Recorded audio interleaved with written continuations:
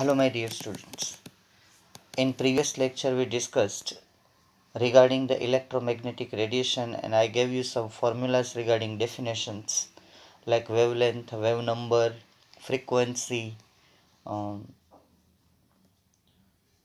Time period, ठीक है। ये सब जो हम लोगों ने एम्पलीट्यूड, तो उसमें से कुछ इम्पोर्टेंट फार्मूला है, वो फ्रीक्वेंसी और वेवलेंथ के बारे में काफ़ी क्वेश्चन पूछे जाते हैं।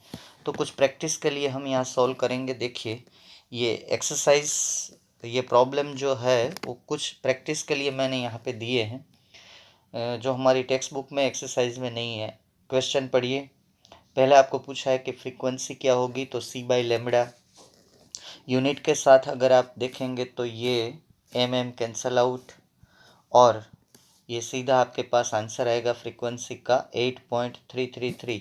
यहाँ पे जो 16 लिखा है वो गलती है, ठीक है। ये आंसर में जो 16 आंसर आएगा 10⁻17, ठीक है। और फिर वेव नंबर फाइंड करने को बोला है, तो वेव नंबर का सिंपल फॉर्मूला है 1/λ।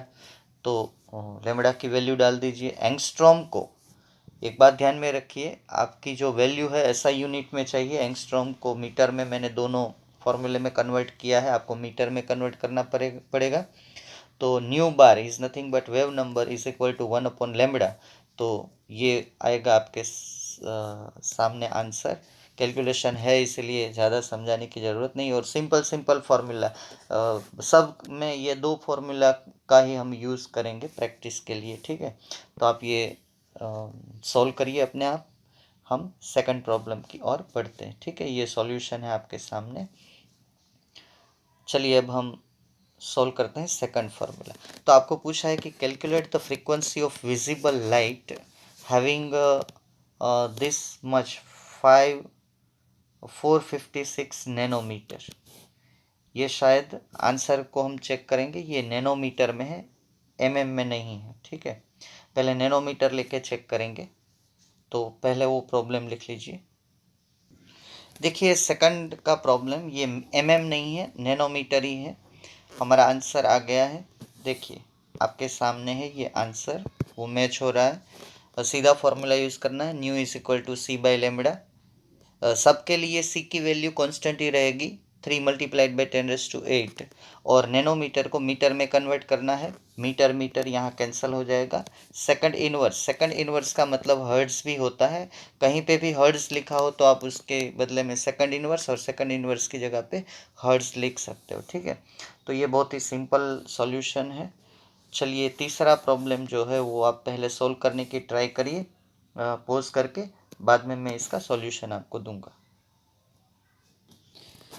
आपने सॉल्व कर ही लिया होगा, फिर भी देखिए आपकी स्क्रीन के ऊपर सॉल्यूशन है, वही फॉर्मूला यूज़ करना है, nu is equal to c/λ। लेकिन आपको यहाँ पे पूछा है कैलकुलेट द वेवलेंथ, ठीक है। तो इसको थोड़ा मॉडिफाई कीजिए, लेमड़ा इज इक्वल टू c/न्यू, सी की और न्यू मतलब कि फ्रीक्वेंसी की वैल्यू रखी है। देखिए यहाँ पे हर्ट्ज है, हर्ट्ज की जगह पे मैंने यहाँ सेकंड इनवर्स रख दिया है। तो अब देखिए सेकंड इनवर्स कैंसिल हो जाएगा, तो लेमड़ा का जो आंसर है वो मीटर में आएगा। लेकिन आपको जब भी विजिबल लाइट हो तो नैनोमीटर में भी फाइंड करना होता है। अगर नहीं पूछा है तो मीटर में भी आपको मार्क्स मिल जाते हैं, कोई प्रॉब्लम नहीं है। लेकिन मैं आपको सिखा रहा हूँ कि नैनोमीटर का जो पावर है 10 का वो है -9, ठीक है। 1 metre is equal to 10⁻⁹ nanometre. तो ये 10⁻7 को मुझे 9 में कन्वर्ट करना है। तो मैथमेटिकली अब मैं 10⁻2 से डिवाइड कर दूँ और मल्टीप्लाई कर दूँ तो मैथमेटिकली कोई फ़र्क नहीं पड़ता। तो ये जो है 10⁻7 डिवाइडेड बाई 10⁻2 वो हो जाएगा 10⁻9। तो इसकी जगह पे तो मैं ये नैनोमीटर रख सकता हूँ। अभी ये दो डिजिट जो मेरे पास बची उसको मल्टीप्लाई कर दो तो सीधा आंसर आपका आ जाएगा नैनोमीटर में, ठीक है। वो किसी भी यूनिट में, ये यूनिट कन्वर्जन है लेकिन मैंने आपको थोड़ा इजी कर दिया है, ठीक है। तो ये प्रॉब्लम आपने सोल्व तो कर ही दिया है, लेकिन आप मैच कर लो, ठीक है। मैंने बोला था कि आप पहले अपने आप करो। चलिए हम नेक्स्ट प्रॉब्लम में जाते हैं। चलिए ये प्रॉब्लम भी आपने सॉल्व कर दिया। उसमें ध्यान रखने वाली बात यह है कि आपको यूनिट को थोड़ा चेक करना पड़ेगा। आंसर मीटर में ही चाहिए। तो ये किलो हर्ट्ज है, किलो हर्ट्ज को हर्ट्ज में कन्वर्ट करने के लिए 10⁻³ से मतलब कि 1000 से मल्टीप्लाई करना पड़ेगा। तो यहाँ देखिए मैंने 1000 से मल्टीप्लाई कर दिया है, तो हो गया वो किलो हर्ट्ज से हो गया हर्ट्ज, और हर्ट्ज की जगह पे मैं रख सकता हूँ सेकंड इनवर्स। तो देखिए सेकंड इनवर्स कैंसिल हो गया, तो बाद में ये मेरे पास आंसर आया 0.002। अब ये 219 आप राउंड फिगर में भी लिख सकते हो। राउंड अप वो आपकी जिम्मेदारी है, आप कैसे राउंड अप करते हो, ठीक है। अब 4 पॉइंट तक कोई फर्क नहीं पड़ता, मार्क नहीं कटते हैं। आप राउंड अप करना चाहते हो तो कर सकते हो। यहाँ डेसिमल के बाद 2 डिजिट तक भी आंसर आप ले जा सकते हो, कोई प्रॉब्लम नहीं है, उसमें कोई मार्क नहीं कटते हैं। लेकिन मैं आंसर के हिसाब से आपको दे रहा हूँ। 219.3 मीटर आ गया आपके पास आंसर। ये 10⁻5 है, मल्टीप्लाई करेंगे तो 219.3। और ये आंसर अगर साइंटिफिक नोटेशन में लिखना चाहे आप तो ऐसे भी हो सकता है। ये आंसर ये भी चलेगा कि साइंटिफिक नोटेशन में आप लिखेंगे तो 2.193 मल्टीप्लाइड बाई कितने डिजिट हमने राइट साइड जंप किए, LIRD रूल लगाना।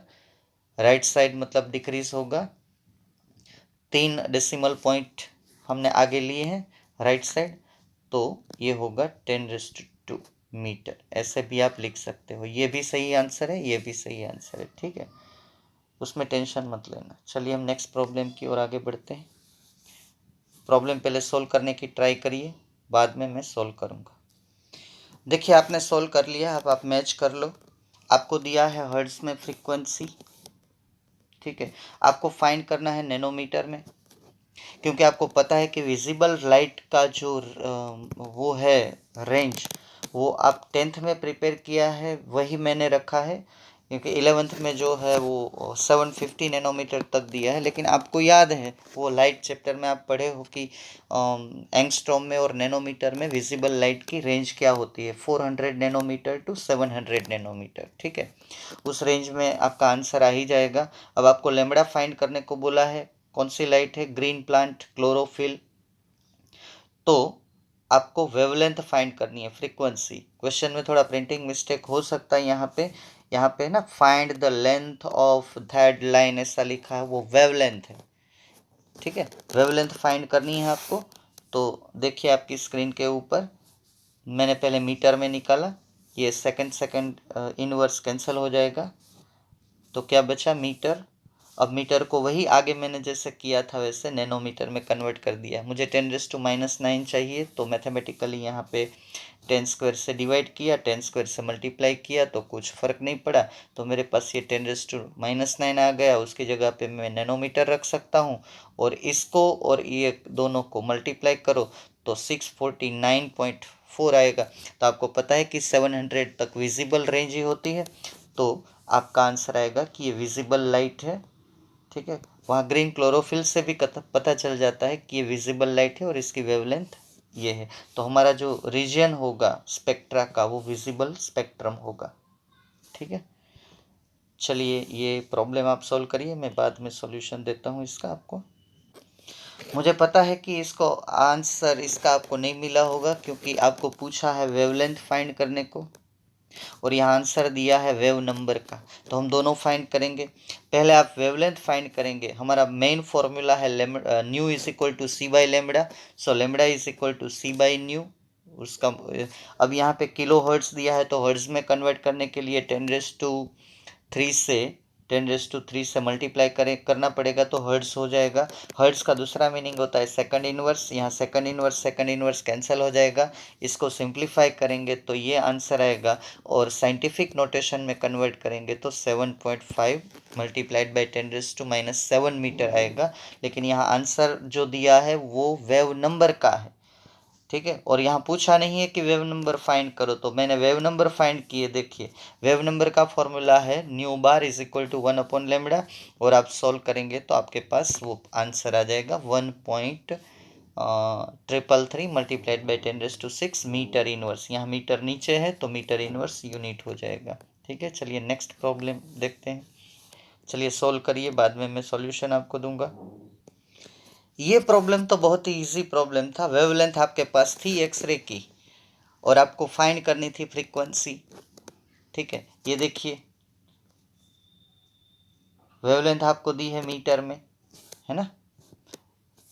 चलिए मीटर मीटर तो कैंसिल हो जाएगा, ये वेवलेंथ मीटर मीटर कैंसिल, तो फ्रीक्वेंसी का ये यूनिट गलत है।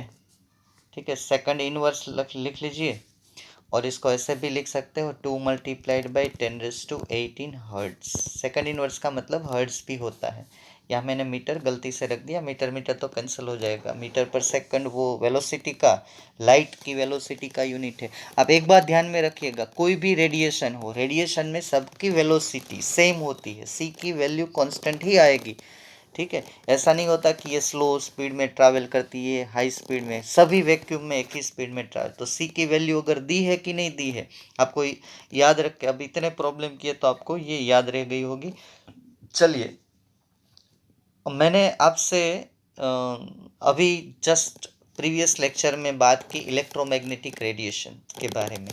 इलेक्ट्रोमैग्नेटिक रेडिएशन जो है और मैक्सवेल की जो थियरी है वो दोनों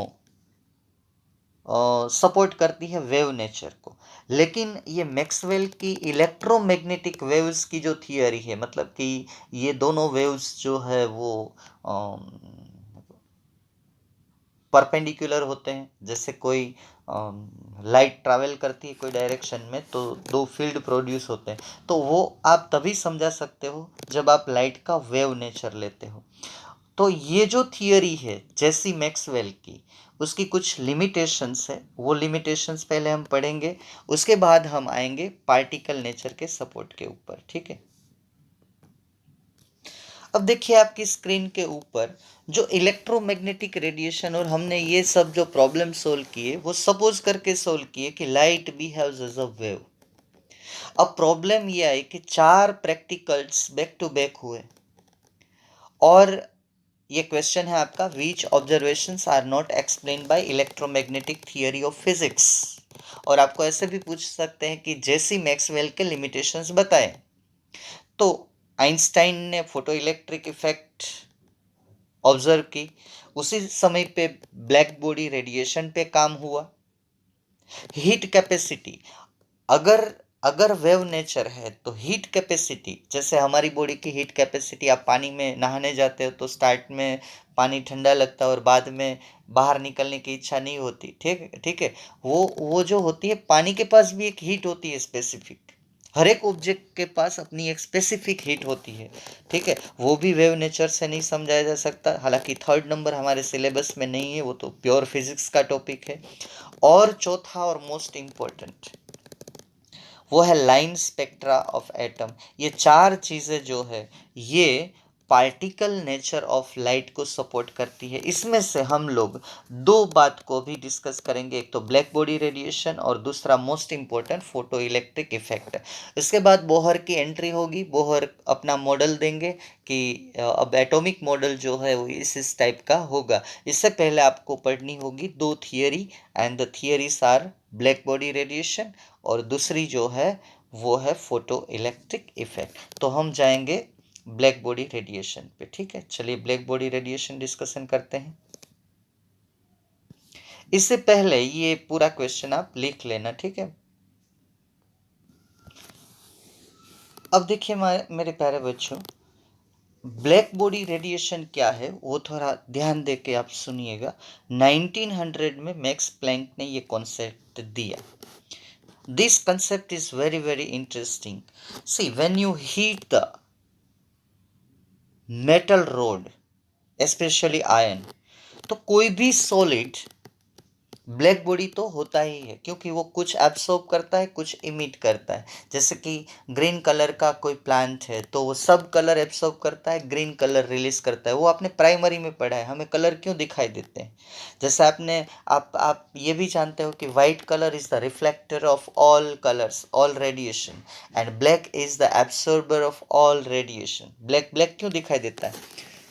अगर सब कुछ एब्सॉर्ब होगा, कुछ इमिट नहीं होगा, तो वो कलर आपको दिखाई नहीं देगा, वो ऑब्जेक्ट ही आपको दिखाई नहीं देगा।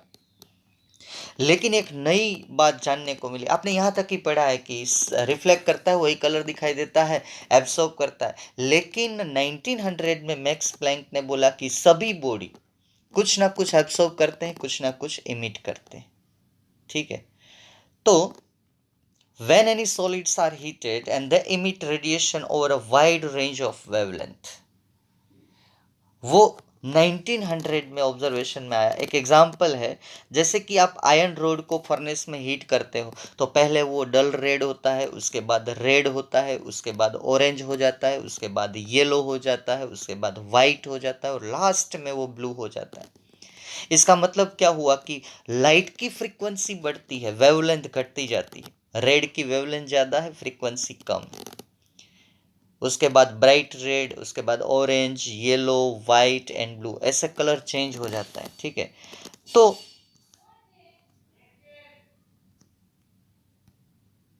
हम ब्लैक बॉडी किसको बोलेंगे? ठीक है, तो एक ऐसी आइडियल बॉडी, तो ideal body which emits and absorb radiations of all frequencies, सभी फ्रीक्वेंसी के रेडिएशन वो एब्सॉर्ब कर सके, सभी फ्रीक्वेंसी के रेडिएशन जो आपने पढ़े हैं वो सब उसको इमिट कर सके, उसको हम black body, perfect black body कहते हैं। तो रियलिटी में ऐसी कोई परफेक्ट ब्लैक बॉडी नहीं होती है, वो एक सन है जो सब एब्सॉर्ब करता है, सब इमिट करता है। अब कार्बन ब्लैक जो हम डोमेस्टिक बना सकते हैं, यहाँ पे आपको ब्लैक बॉडी के नीचे दो एग्जाम्पल देने हैं। ये कलर जो है मैंने दिया है, ये पूरा कलर क्या ट्रांसफर, मैं अभी आपको एनिमेशन भी दिखाऊंगा।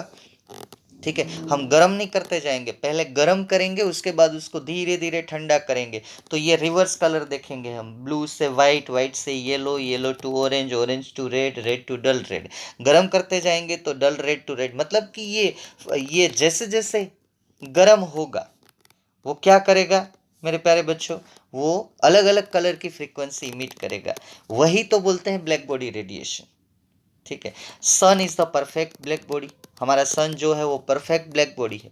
हम कार्बन ब्लैक जो बनाते हैं वो भी 99% ब्लैक बॉडी है।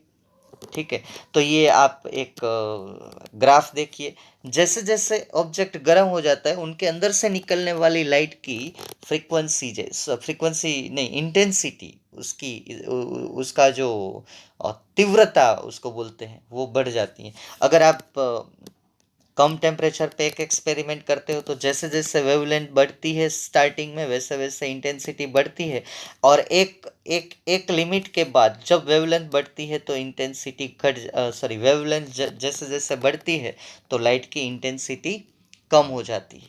ठीक है, अगर टेम्परेचर आप ज़्यादा लेंगे तो कुछ आपको अलग मिलेगा, जैसे जैसे वेवलेंथ, मतलब कि लोअर वेवलेंथ पे, ये लाइन देखिए, ये रेड लाइन देखिए मेरे प्यारे बच्चों, लोअर वेवलेंथ पे ये रेड लाइन, लोअर वेवलेंथ पे धीरे धीरे इंटेंसिटी बढ़ती है और एक परफेक्ट वेवलेंथ पे आके इंटेंसिटी हाईएस्ट हो जाती है, और बाद में जैसे जैसे ये वेवलेंथ बढ़ती जाती है इंटेंसिटी कलर की कम होती जाती है। ये ग्राफ आपको दो टेम्परेचर पे ये समझा रहा है, और नीचे वाला जो पैराग्राफ है मेरे प्यारे बच्चों वो भी यही समझाता है कि lesser wavelength intensity more, more wavelength intensity is less. ठीक है, तो ये जो है नीचे वाला पैराग्राफ ये देखिए,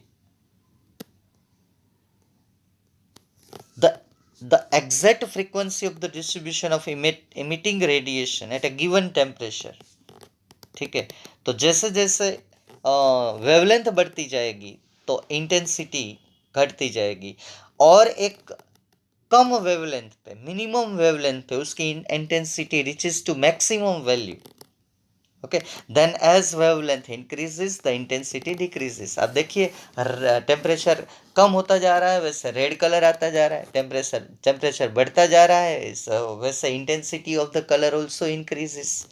आप और गर्म करते हो तो और लाइट की इंटेंसिटी ब्राइट आ जाती है, orange to sorry dull red to red, red to orange, orange to yellow, yellow to white, white to blue, blue की हाईएस्ट फ्रीक्वेंसी होती है। ठीक है, तो यहाँ पे मैंने एक डायग्राम आपको दिया है कि आप एक होलो स्फीयर ले लीजिए, उसके अंदर की सरफेस जो है वो कार्बन ब्लैक से कलर्ड कर दीजिए, ठीक है, और एक वाइट लाइट का रेज अंदर डालिए। तो क्या होगा, स्टार्टिंग में सब वाइट लाइट एब्सॉर्ब हो जाएगी और एक टाइम आएगा कि इसके बाद उसके अंदर रेडिएशन इमिट होता जाएगा। रेडिएशन इमिट होगा, टकरा के कहीं पे एब्सॉर्ब होगा, फिर इमिट होगा, फिर एब्सॉर्ब होगा, फिर इमिट होगा, फिर एब्सॉर्ब होगा। तो ये ब्लैक बॉडी रेडिएशन है। हमारे सन में ऐसा ही तो चलता है। In our sun this process takes place. तो sun is the perfect black body. चलिए, इतना ये क्वेश्चन ब्लैक बॉडी के बारे में लिख लीजिए। ब्लैक बॉडी का कोई मैथमेटिकल इक्वेशन नहीं है, सिर्फ समझना है कि ब्लैक बॉडी क्या है। डेफिनेशन भी दी है, जो सभी तरह के रेडिएशंस एब्सॉर्ब करता है, जो सभी तरह के रेडिएशन इमिट करता है। वरना क्या होता है, जो रेडिएशन एब्सॉर्ब करता है कुछ रेडिएशन इमिट करता है, ऐसा नहीं, सब इमिट सब एब्सॉर्ब। ठीक है, व्हाइट है वो सब इमिट करता है, ब्लैक है कलर वो सब। तो हमारा ब्लैक कलर वो परफेक्ट ब्लैक बॉडी नहीं है। Carbon black perfect black body है, सन परफेक्ट ब्लैक बॉडी है। ऐसा जरूरी नहीं है कि ब्लैक बॉडी जो है वो ब्लैक ही दिखाई दे। कलर से यहाँ कोई मतलब नहीं है। जो ऑब्जेक्ट सभी तरह के रेडिएशन का को एब्सॉर्ब करे, इमिट करे, उसको हम बोलेंगे ब्लैक बॉडी। इतना ध्यान में रखिएगा और ये पूरा स्टेप बाय स्टेप लिख लीजिएगा। मैं आपको ब्लैक बॉडी का एक एनिमेशन दिखाने जा रहा हूँ। अब देखिए, एक आयरन रोड को पहले हम ओवन में हीट करेंगे जहां तक वाइट कलर ना आ जाए तब तक, और बाद में इसको धीरे धीरे ठंडा करेंगे। तो आप देखिए क्या कलर चेंज आ रहा है, तो आपको थोड़ा ब्लैक बॉडी का आइडिया आ जाएगा। ठीक है, देखिए, चलिए, एक ब्रिक भी है। आपको आयरन बॉल जो है उसके ऊपर कंसंट्रेट होना है। ये ओवन में वो डालेंगे, बहुत ही टेम्परेचर पे उसको गर्म करेंगे, नियर अबाउट 1500 केल्विन के आसपास, और फ़ारेनहीट जो भी यूनिट हो, लेकिन बहुत ज़्यादा गर्म करना है। ये देखिए, अभी आयरन बोन आपको ब्लैक दिखाई दे। आपको वो ब्रिक चंक पे नहीं कॉन्सेंट्रेट होना है। ठीक है, अभी उसके अंदर इसको डालेंगे। सभी ऑब्जेक्ट रेडिएशन इमिट करते हैं, कोई भी ऑब्जेक्ट आप डालो, ठीक है, लेकिन परफेक्ट ब्लैक बॉडी 100% कोई ऑब्जेक्ट नहीं होता है। जिसको भी आप गर्म करोगे वो धीरे धीरे रेडिएशन जो है वो इमिट करेगा।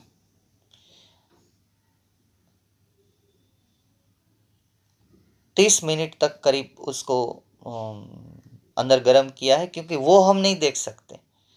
अब हम रिवर्स जाएंगे। ठीक है, जब गर्म करते हैं और कलर चेंज होता है वो हम नहीं देखेंगे। हम लोग देखेंगे कि अब जब ठंडा पड़ता है, ये उसको कूल करते हैं, तो कलर में कैसा चेंज आ रहा है।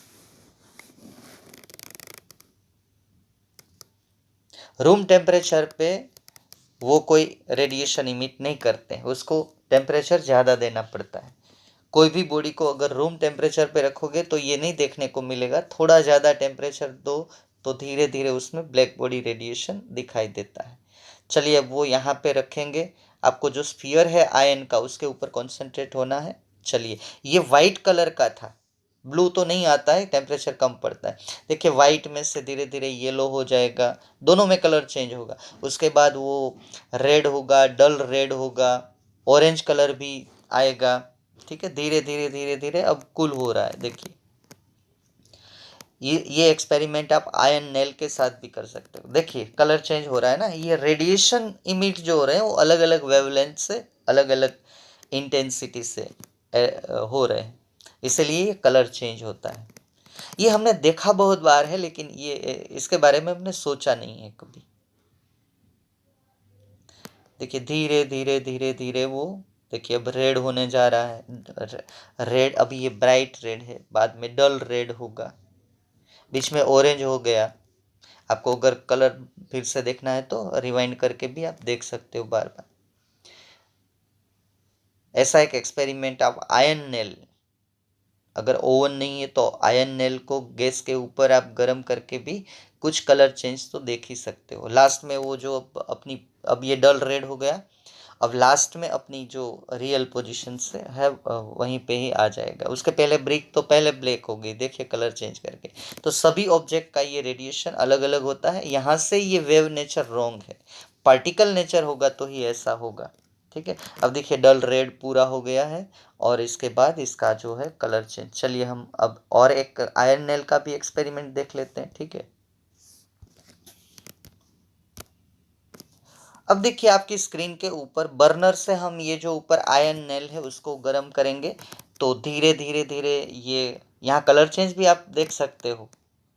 यहाँ पे दोनों चीज़ें फॉरवर्ड बैकवर्ड अगर आप जितना ऑब्जर्व कर पाओ, ठीक है, कुछ कलर ना भी देख पाए तो फाइनली वो वाइट ब्लू में तो कन्वर्ट हो ही जाएगा लास्ट में, अगर ज़्यादा गर्म करेंगे तो। चलिए देखिए, सीधा गर्म कर दिया है। अब डायरेक्ट कितना गर्म कर दिया है, ये थोड़ा एडिटिंग है इसमें, तो ये देखिए वाइट कलर तक तो हम आ गए आयन नेल में। ये इतनी लाइट इमिट कर रहा है, देखिए ये जो है वो हम कभी ऑब्जर्व नहीं करते, यही है ब्लैक बॉडी रेडिएशन। इसलिए तो हमारा सन जो है वो सब इतने रेडिएशंस इमिट करता है। अब ये आयन नेल आपको धीरे धीरे, अब वाइट कलर तक हम आ गए, ब्लू कलर तक पहुंचना मुश्किल है।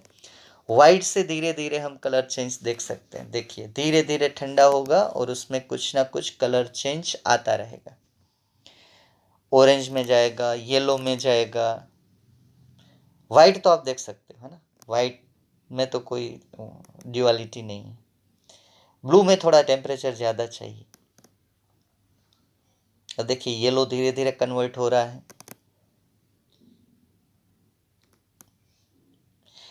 एक टाइम आएगा कि ऑरेंज भी बनेगा।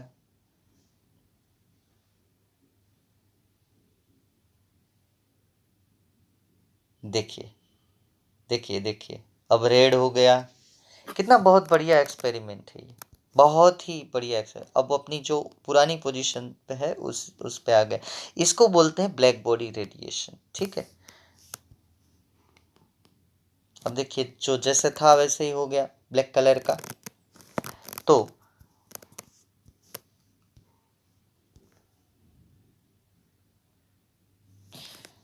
देखिए ये ब्लैक बॉडी रेडिएशन का पूरा क्वेश्चन मैंने आपको बहुत इजी लैंग्वेज में समझाया, आप उसको ठीक से लिख लीजिए। दो एनिमेशन से भी आपको मैंने समझाया कि आपको ये कैसे समझना है, ठीक है। जैसे जैसे बहुत ही सिंपल कॉन्सेप्ट है, इसमें कोई डिफ़िकल्ट बात नहीं है। अब हमें एक इम्पोर्टेंट टॉपिक पे जाना है और वो हमारा टॉपिक है फोटो इलेक्ट्रिक इफेक्ट। ये ब्लैक बॉडी रेडिएशन से भी इम्पोर्टेंट टॉपिक है। ब्लैक बॉडी रेडिएशन हालांकि डीप में फिजिक्स में पढ़ाया जाता है, फिर भी आपको नॉलेज होना ज़रूरी है। तो देखिए एक बार आपकी स्क्रीन के ऊपर बहुत ही शॉर्ट एंड स्वीट क्वेश्चन है, ब्लैक बॉडी किसको बोलते हैं। वो जो है आपको पूरा कलर चेंज भी मैंने आपको दिया और ब्लैक बॉडी की डेफिनेशन भी दी, तो इसको लिख लीजिए। इसके बाद हम आते हैं फोटो इलेक्ट्रिक इफेक्ट पे, ठीक है। पहले फोटो इलेक्ट्रिक इफेक्ट से पहले हमें एक और थियरी डिस्कस करनी है, वो है प्लैंक की क्वांटम थियरी। उसको ज़रा ध्यान से देखिएगा। अब ये ब्लैक बॉडी रेडिएशन को जो है हम लोग वेव नेचर ऑफ लाइट से नहीं समझा पाएंगे। तो इसने क्या बोला कि हर एक आदमी की जो खाने की कैपेसिटी है वो अलग होती है, और वो जैसे वो खाता है वैसे ही काम करता है। उसको बोलते हैं all object contain specific energy, it is called quanta. और ये जो हमारा लास्ट मॉडल है आफ्टर बोहर, ये क्वांटम मैकेनिकल मॉडल होगा। तो इसमें ये प्लैंक की क्वांटम थियरी को हम याद करेंगे। तो ब्लैक बॉडी रेडिएशन जो can not be explain by the wave theory of light.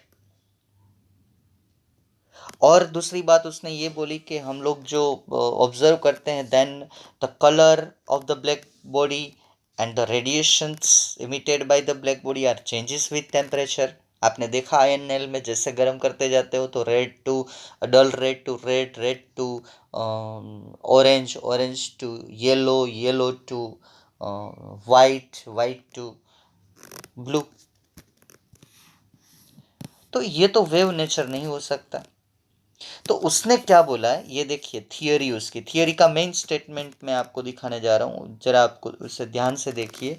Atoms and molecules could emit or absorb energy only in discrete quantities, not in a continuous manner like waves.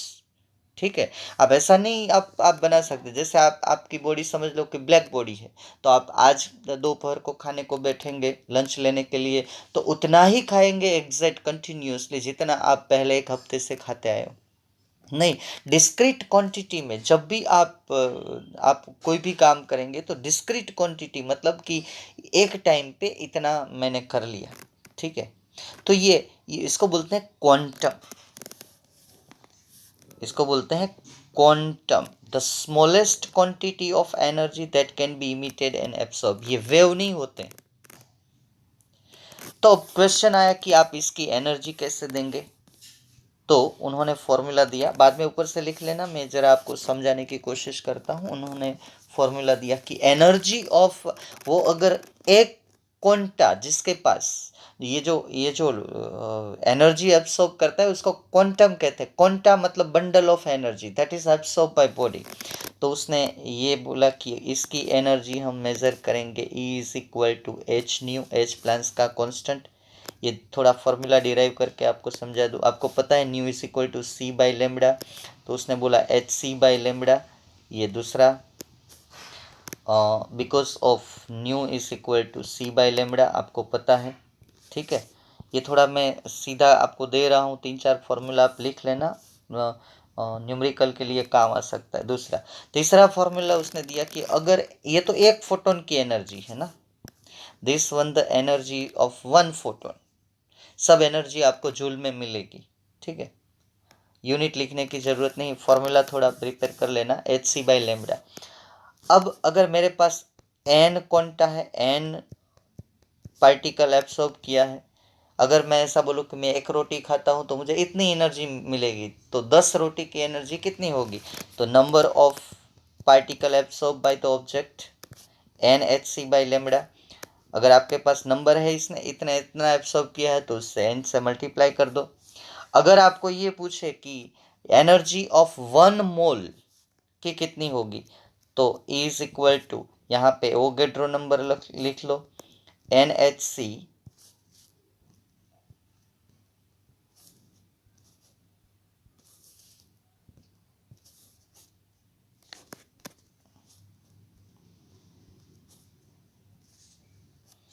तो देखिए आपकी screen के ऊपर ये मैंने 4 फॉर्मूले लिख लिए, बहुत ही इंपॉर्टेंट फॉर्मूले। E is equal to h nu, मतलब कि अगर एनर्जी हम कोई फूड जो लेते हैं और जो हम एग्जिट करते हैं वो कोई वेव्स के फॉर्म में नहीं होता है, सब पार्टिकल होता है। पार्टिकल फूड लेते हैं, पार्टिकल फूड हम लोग एग्जिट करते हैं, ठीक है।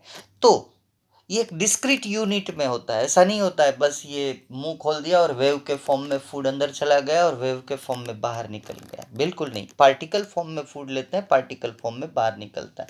तो ये ब्लैक बॉडी रेडिएशन का सिंपल कंसेप्ट है, बस इतना समझ लो, बात खत्म हो गई। तो energy is equal to h nu. अब ये एनर्जी आप बोलेंगे कि सर हम तो रोटी फूड लेते हैं या तो सब्जी लेते हैं, तो ये एनर्जी किसकी है, तो कोई भी ऑब्जेक्ट जब एब्सॉर्ब करता है तो क्या एब्सॉर्ब करता है, light, heat, and these particles are nothing but the light particles are called photons। तो ये एक फोटोन की एनर्जी है। अगर इसको आप मॉडिफाई करेंगे तो एच सी बाई लेमड़ा, और ये सेकंड को मैं और भी मॉडिफाई कर सकता हूँ अगर आपने ठीक से प्रिपेयर किया है तो। अगर मेरे पास नंबर ऑफ फोटोन है तो एन से मल्टीप्लाई कर दूँ तो नंबर ऑफ फोटोन, तो मुझे एनर्जी मिलेगी इतने फोटोन की। अगर मेरे पास 1 मोल फोटोन है तो मैं एन से मल्टीप्लाई कर दूँ एवोगेड्रो नंबर से। और साहब ये जो एनर्जी है वो बुक में कहीं पे नहीं मिलेगी, तो नोट कर लीजिएगा, this energy is called one Einstein energy. ये कंसेप्ट तो वन आइंस्टाइन एनर्जी, एक मोल फोटोन की एनर्जी होती है वो उसको बोलते हैं वन आइंस्टाइन एनर्जी। बात समझ में आ गई। तो पूरी थियरी का, अब आप बोलेंगे कि अगर प्लैंक कांस्टेंट, प्लैंक की जो थियरी है क्वांटम थियरी, उसमें से कोई हमें निष्कर्ष निकालना हो, इसका ही यूज आइंस्टाइन करेंगे फोटो इलेक्ट्रिक इफेक्ट में, तो ये कुछ नहीं है, 4 फॉर्मूला। और जो एनर्जी होगी वो डिस्क्रीट होगी। जैसे मैं आपको एक एग्जांपल दूं कि जैसे ये सीढ़ी है, आप थोड़ा ध्यान से समझिएगा। अगर मैं पहले स्टेप पे जाता हूँ, दूसरे स्टेप में जाता हूँ, तीसरे स्टेप में, चौथे स्टेप में, पांचवें स्टेप में, ये लेडर है। ठीक है, चलिए अब आप देखिए लिफ्ट भी कहीं पे बीच में नहीं रुकती है ना। एक floor, second floor, third floor, fourth floor, ऐसे। जैसे मैं अगर कहीं पे लेडर पे चढ़ता हूँ, सीढ़ी है, तो ये पहले स्टेप पे, ये दूसरे स्टेप पे, तीसरे पे, चौथे पे, पांचवे पे, मानो कि n स्टेप्स है। तो मैं बोल सकता हूँ अभी मैं पहले स्टेप पे हूँ, अभी मैं दूसरे स्टेप पे हूँ, तीसरे स्टेप में हूँ, चौथे स्टेप में हूँ। अगर किसी का फोन आ जाए तो मैं ये नहीं बोल सकता कि अभी मैं पहले और दूसरे दोनों स्टेप के बीच में हूँ, ये पॉसिबल ही नहीं है। सेम कंसेप्ट यहाँ पे है। अब आप ये थियोरी पूरी पढ़िए, ठीक है। उसकी थियोरी वही है कि वो जो है वो क्वांटम के फॉर्म में एनर्जी रिलीज करते हैं, और इसकी अगर एनर्जी देनी हो तो energy is directly proportional to frequency, है ना। Energy is directly proportional to frequency. तो फ्रीक्वेंसी का प्रोपोर्शनल साइन निकाल दूँ तो energy is equal to h nu. ये किसकी एनर्जी है? फोटोन की एनर्जी है। ठीक है, प्लैंक कांस्टेंट की ये वैल्यू रही यूनिट के साथ, वो भी आपको प्रिपेयर करनी है। इसका इंपॉर्टेंस क्या होगा कि आपको डिस्क्रीट यूनिट मिलेगा, कितनी एनर्जी उसने, कितने फोटोन एब्सॉर्ब किए, तो टोटल एनर्जी मुझे कितनी मिलेगी, ये रहा एन एच न्यू। न्यू की जगह पे आप सी बाई लेमड़ा लिख सकते हो, ये मैंने दिया है, देखिए n h c by lambda, h c by lambda, ये फॉर्मूला भी लिस्ट करिएगा। और आपको पता है कि 1/λ उसका क्या होता है, न्यू बार। ठीक है, तो E h c by lambda है, उसको ऐसे भी मैं लिख सकता हूं ना। ये जो फॉर्मूला है तो इसको ऐसे भी मैं लिख सकता हूं, आप मना नहीं कर सकते हो। चलिए, E is equal to n h c by lambda, तो 1/λ का मतलब है न्यू बार, एन एच सी न्यू बार। वेव नंबर से भी मल्टीप्लाई करोगे तो ये जो फॉर्मूला है वो इसका ही तो मॉडिफिकेशन है, 1/λ का न्यू बार होगा, किसका, इसका। इसको भी कर सकते हो, ये पहले दूसरे नंबर वाले को। एच सी बाई लेमड़ा क्या होगा, तो एच सी 1/λ मतलब न्यू बार, तो इसका भी मॉडिफिकेशन होगा, E is equal to H C nu bar. कर सकते हो ना। चलिए, ये पूरी थियरी जो है प्लान हमारी बुक में, ये बीच में दो थियरी के बीच में फोटो इलेक्ट्रिक इफेक्ट और दूसरी थियरी है, पहली थियरी ब्लैक रेडिएशन, दूसरी है फोटो इलेक्ट्रिक इफेक्ट। इन दोनों के बीच में प्लैंक ने हमें ये समझाया है कि ऐसा क्यों हो रहा है। तो ये कुछ दिमाग में उतर जाती है बात, और इसको ही लेके हम फोटो इलेक्ट्रिक इफेक्ट जो आइंस्टाइन ने बताई है उसको हम पढ़ेंगे। ठीक है, चलिए पहले मैं आपको फोटो इलेक्ट्रिक इफेक्ट का, नहीं पहले हम थियरी पढ़ेंगे, बाद में एनिमेशन देखेंगे। ठीक है, मेरे ख्याल से ये जो पूरा है फोटो इलेक्ट्रिक इफेक्ट का, ये डायग्राम आपकी स्क्रीन के ऊपर है, लेकिन हम ड्यू टू टाइम लिमिट मेरे ख्याल से इसको पूरा नहीं कर पाएंगे। तो मैं काम करता हूँ, आपको पहले फोटो इलेक्ट्रिक इफेक्ट क्या है वो समझा देता हूँ।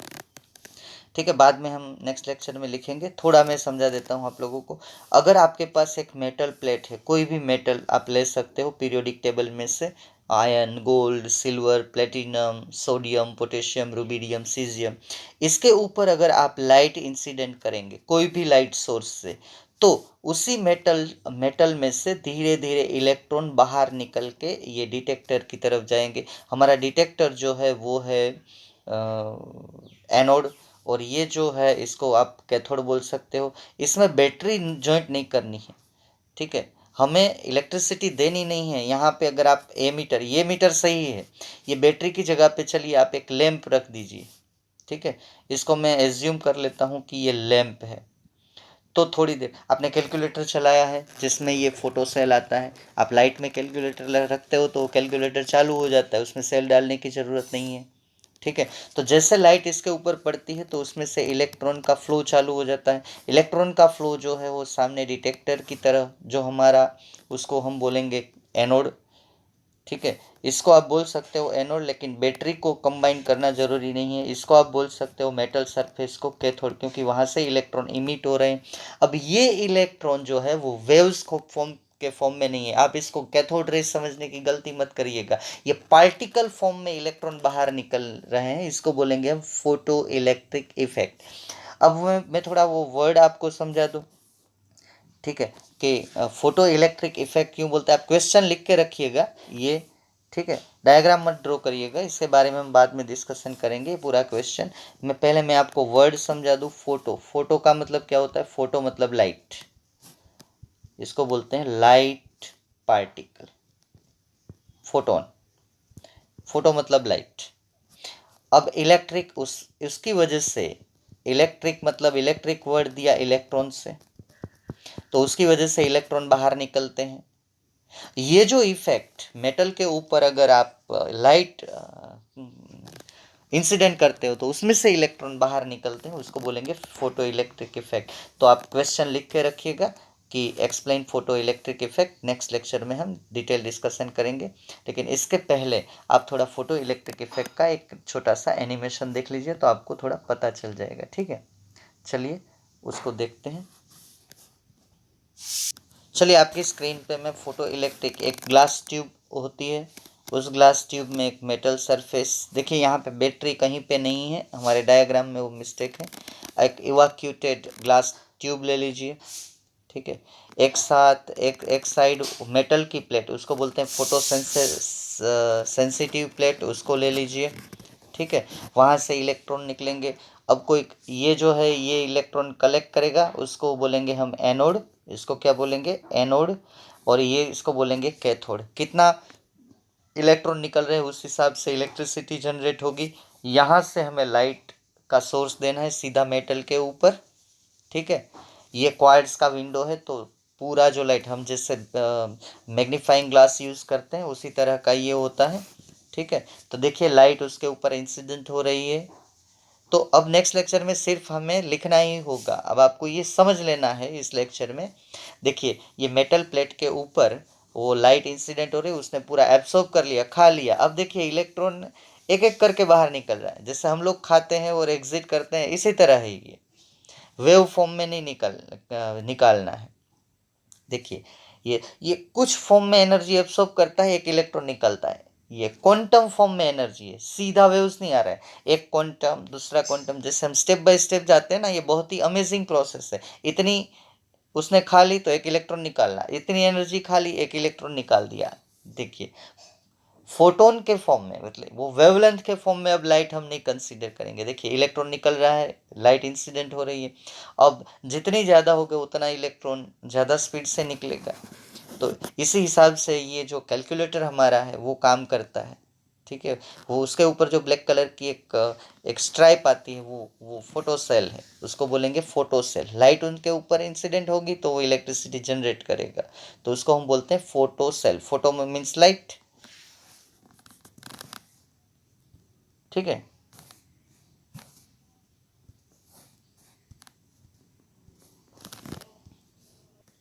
आपको अब कुछ लिखना नहीं है, सिर्फ क्वेश्चन लिख के रखिए। क्वेश्चन में फ्रेम करके भी दे सकता हूँ, या तो कुछ और मटेरियल से भी मैं ये क्वेश्चन फ्रेम कर सकता हूँ, ठीक है। सिर्फ आप क्वेश्चन लिखिए, एक्सप्लेन फोटो इलेक्ट्रिक इफेक्ट क्या है वो आपको समझ में आ गया है, तो सिर्फ मुझे समझाना ही है, अब लिखना ही है, सॉरी, ठीक है। अब बाकी की डिस्कशन नेक्स्ट लेक्चर में करेंगे। Okay, thank you friends, thank you very much.